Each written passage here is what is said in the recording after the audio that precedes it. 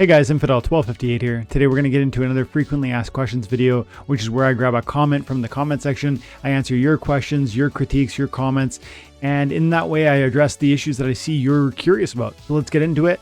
Today I'm only doing one comment from one previous video because I have somewhere to be, but I'll make sure I do another one of these really soon. We'll do three from three different videos like we usually do then. So again, today will be a shorter one, but that'll be, hopefully we'll grab a comment with some meat on the bones. Be about a 10-minute video today because I gotta go then.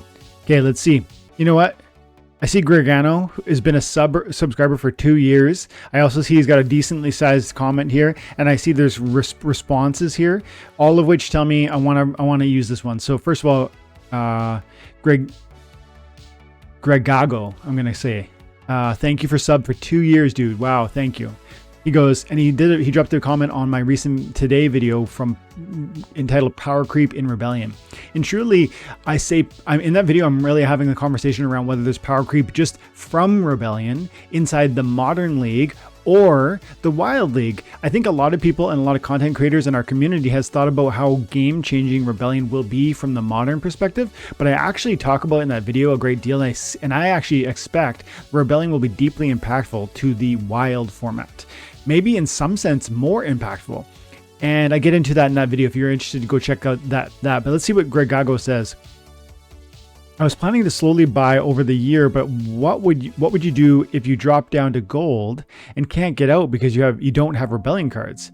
I worry if I'm pushed out of gold and I get stuck in silver, I'm not going to want to keep playing. Ooh, that's interesting because it's almost like is Rebellion going to be so impactful, so game-changing, so meta redefining that you will literally lack the tools to play in the league you've grown used to?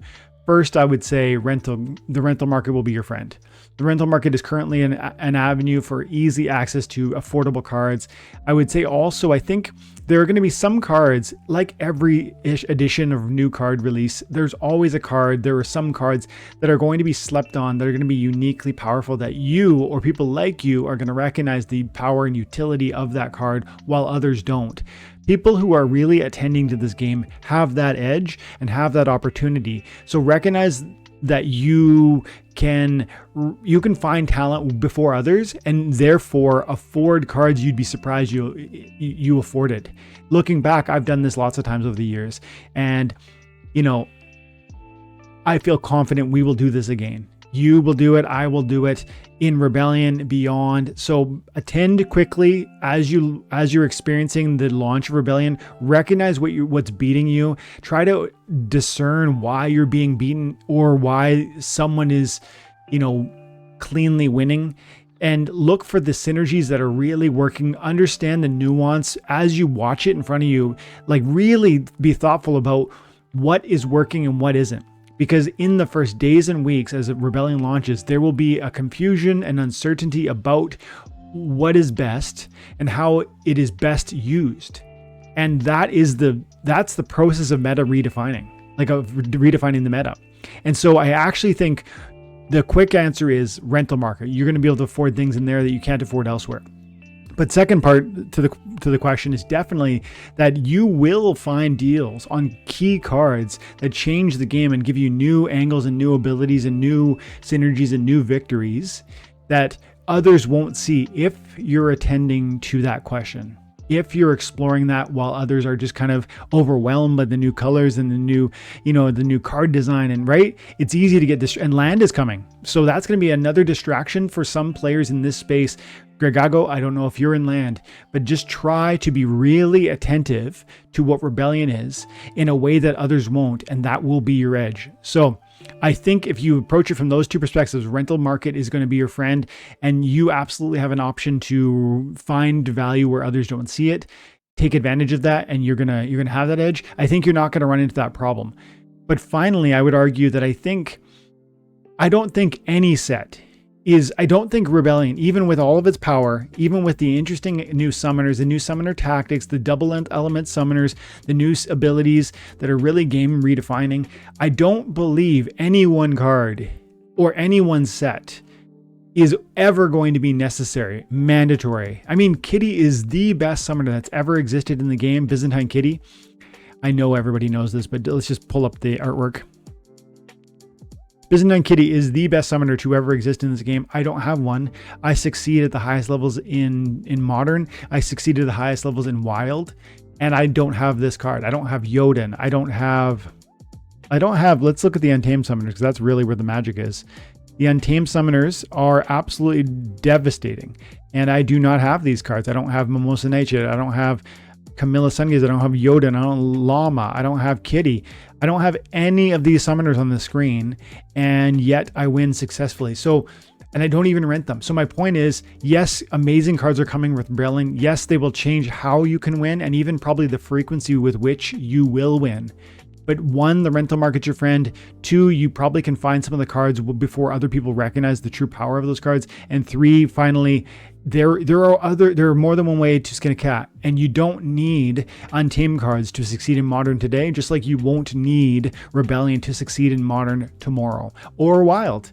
They will have a huge impact. They will allow a lot of victory, but truly I believe there'll be paths to victory, especially depending on certain rule sets, different, mana caps. All that's going to play in. And I think you're going to see in new life, even in Chaos Legion, as well as Rift Watchers, you're going to see a whole new life in these summoners that has currently maybe been overlooked, like Tarsay, General Sloan, Dallin, Skargor. These are some summoners that are a bit laughed at in their class. I like Skargor, but Dallin, General Sloan, they're not creme de la creme. But I think they get new life when other competitors disappear, when other summoners, rare or epic, disappear off the marketplace because Untamed is no longer available. That's less selection. So then these fill more of that importance, more of that role to allow that victory.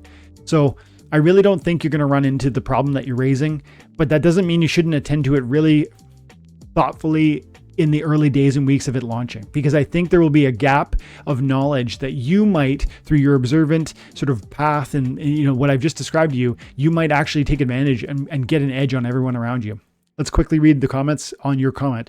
Smoke Lord, that seems to be the goal of the new sets, force people to have to buy to stay competitive. I do think this is the goal. I do. They want you to go further up and further in, but I would say that it's never the case, and I don't think with Rebellion it's going to be the case that you are going to be screwed without it. That's the way I would pose it. Is it going to be hugely impactful? Yes. Are you going to be totally ruined without it? No. That's my thinking. Ghostly chimes in. He goes, Smoke Lord, people got dominated by Untamed for 2 years. It's time to move on. Amen. That's right. Like, Untamed had its time in the sun. People had those advantages. I talked about some of the summoners a moment ago. They were amazing. Move them out. Bring in the new meta. And I actually think that's going to be, Chaos Legion is going to be part of that meta. Kelly Frendel already is amazing. When you start moving away some of those summoners from that Untamed, I think Kelia will be more of a big fish in a small pond than Kelia is today. And we'll see how Rebellion fits in there, but I still stand by that. And finally, Mitch comments, it's nature of all card games. It's true. I mean, power creep is just the nature of card games. But interestingly, I really believe that even though these new cards are super amazing, as I featured in the video that the comment came on, it definitely always depends on what splinters are available, what mana caps are available, what rule sets are being asked of you for the battle in question. Does that summoner even make sense? The tactic summoners don't make sense in some situations. The multicolor summoners won't make sense in some situations. If you've got a death and water summoner, but water is not available, well, then just use a death summoner and get an ability. Do you see what I mean? Even awesome cards have contexts in which they do not work. So I'm super excited. Rebellion's going to be amazing. Thank you for the comment, Gregago. But I do not think it's going to break your game or your gaming experience if you do not buy these today. Plus, rental market, look for it. Plus, certain deals will exist and you need to identify them before others. Thank you so much for the comment. Have an amazing day. God bless.